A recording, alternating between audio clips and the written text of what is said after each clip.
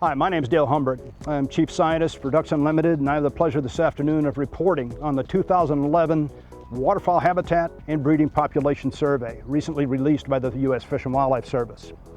And the report is good.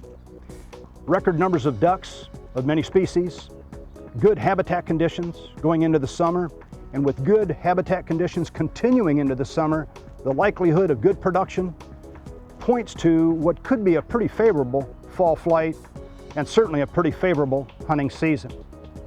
As a waterfowl biologist, I recognize, however, that in the context of good water, we also need good grass cover. And our challenge in the long term as waterfowl conservationists is to make sure that we make sure there's water in place and grass in place during the same years. This year, we were reminded with good habitat conditions on the breeding grounds that indeed duck numbers can respond to good wetland conditions. Over the long term, we need to make sure that the grass is there to accommodate nesting ducks as well. As a wetland manager, I'm uncertain going into the fall.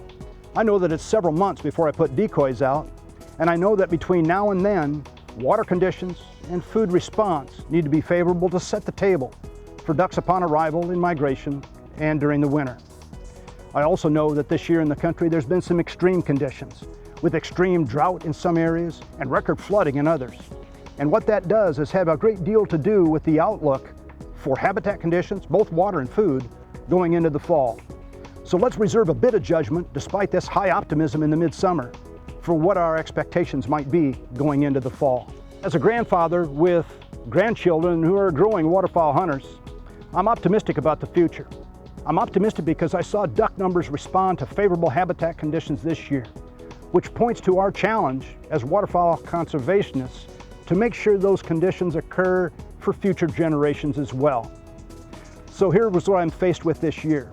High optimism about duck numbers, a recognition of the reality that between now and the duck season, habitat conditions need to line up for birds in migration and wintering, and the knowledge that in the long term, our conservation challenge is not complete.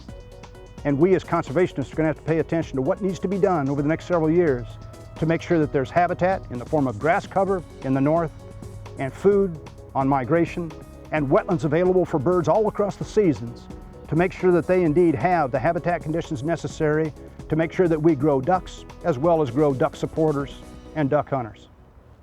Have a good waterfowl season.